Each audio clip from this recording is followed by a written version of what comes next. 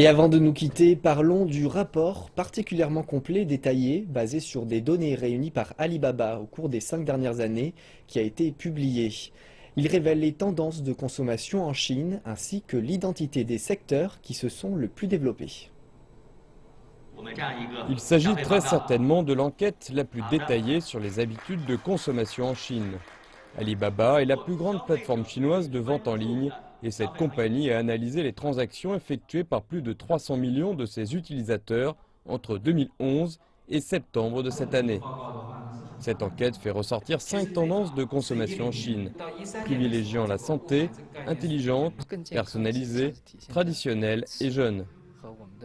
La catégorie santé est principalement basée sur les tendances de consommation d'aliments sains. Dans le même temps, nous voyons une hausse de la consommation de produits de soins, d'équipements sportifs tels que des tapis de course ou des appareils de type rameur. Dans la catégorie dite intelligente, nous observons que les appareils domestiques intelligents sont en développement rapide. Les articles les plus populaires étant les robots de nettoyage. Au moins 3 familles sur 10 en ont acheté.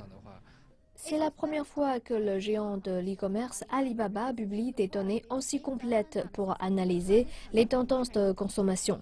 Et d'une manière surprenante, certaines de ces découvertes ne collent pas avec notre expérience de tous les jours.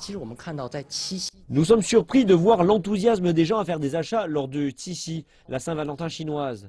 Cela dépasse les achats effectués lors de la Saint-Valentin occidentale. Nous pensions que les jeunes célébreraient davantage la Saint-Valentin occidentale le 14 février. Mais les données nous donnent à voir une réalité bien différente. Ceci parce que de plus en plus de jeunes en Chine ont commencé à valoriser davantage notre propre tradition. Les jeunes, qui sont nés dans les années 80 et 90, forment la principale catégorie des acheteurs en ligne. La plupart des consommateurs de moins de 25 ans utilisent ainsi leur téléphone mobile pour faire leurs achats, en particulier dans les villes chinoises de 2e et 3e niveau. La Chine centrale, qui est remplie de villes de 2e et 3e niveau, est la région qui dispose du plus gros potentiel au niveau de la croissance de la consommation en Chine. Nous pensons que les petites villes dans le centre et l'ouest de la Chine vont rattraper les villes de premier niveau en raison du commerce mobile. L'enquête d'Alibaba indique également 8 secteurs à fort développement, dont les soins pour bébés et pour enfants, les sports en extérieur et les produits cosmétiques.